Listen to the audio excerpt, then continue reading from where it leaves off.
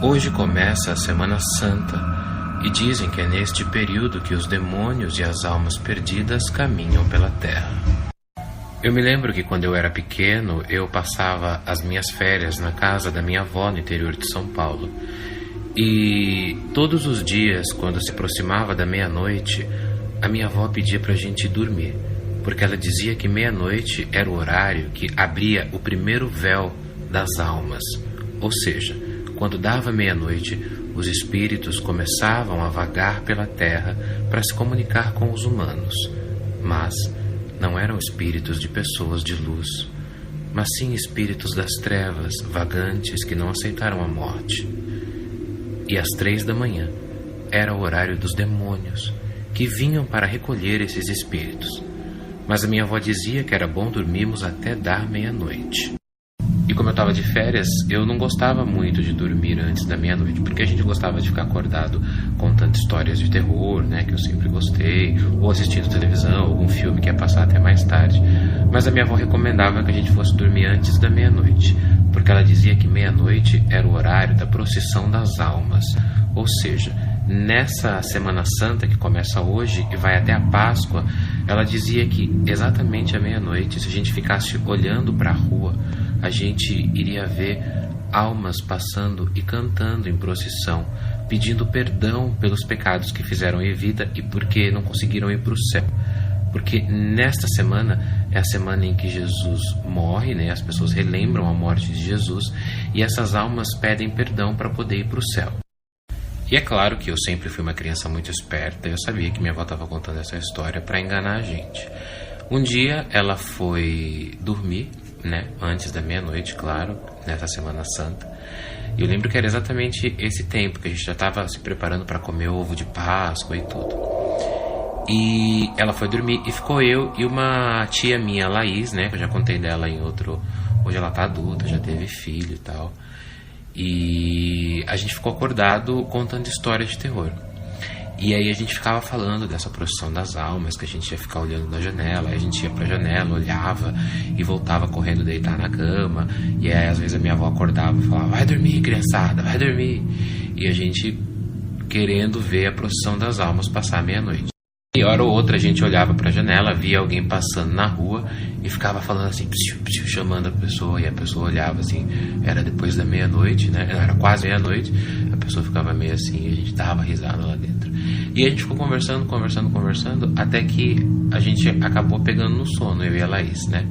E aí quando deu mais ou menos, sei lá, meia-noite e pouco, meia-noite e 20, por aí, eu despertei na cama, ouvindo uma cantoria.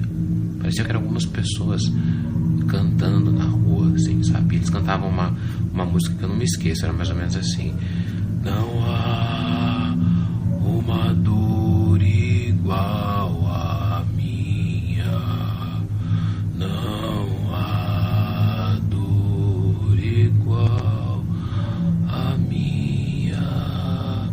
E eram várias vozes cantando na rua e eu com medo. E aí meio que comecei a dar risada assim, aí eu comecei a chamar a Laís, falava: Laís, você tá acordada? E ela não respondia. Aí eu já tava dormindo.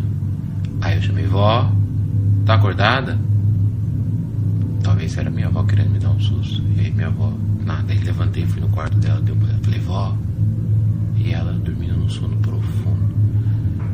E aí eu ouvi aquela música: não há dor igual a minha. E várias vozes, de voz de mulher, de criança, de homem, de velho,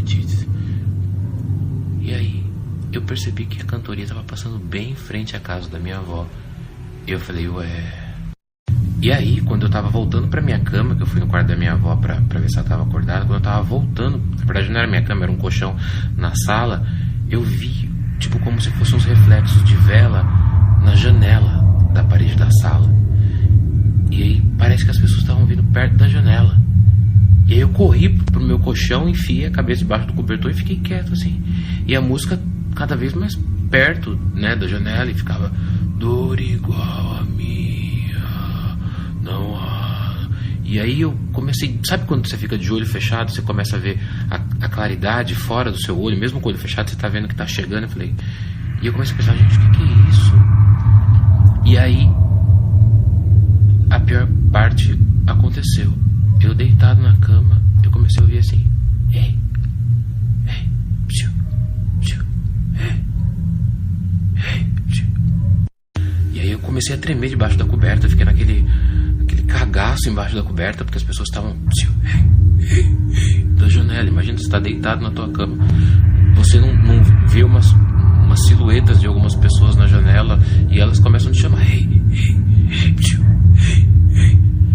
E aí, no que eu tava dentro do cobertor, embaixo do cobertor, assim, no que eu não me mexia, eu vi uma mão tocar assim no meu ombro, assim. E aí aí minha avó: Daniel, vem aqui.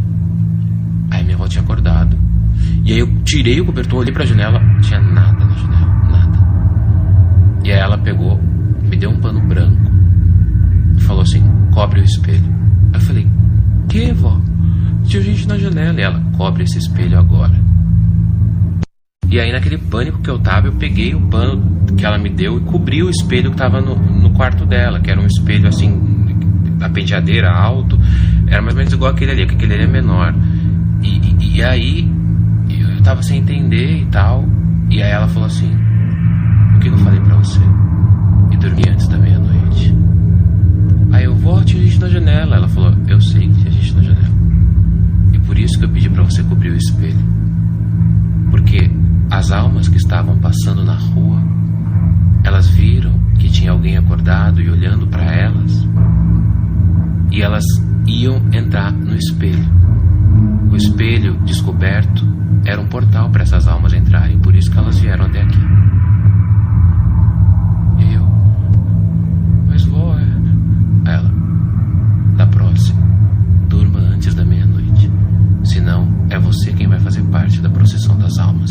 E só para terminar, uma coisa que eu lembrei, que minha avó contava, que se a gente ousar assistir a procissão das almas nesta Semana Santa, antes da Páscoa, ficar até meia-noite olhando para a rua para ver a procissão das almas passarem cantando, se a gente olhar, a última pessoa que vai estar na procissão é o nosso lado obscuro, ou seja, é a gente mesmo.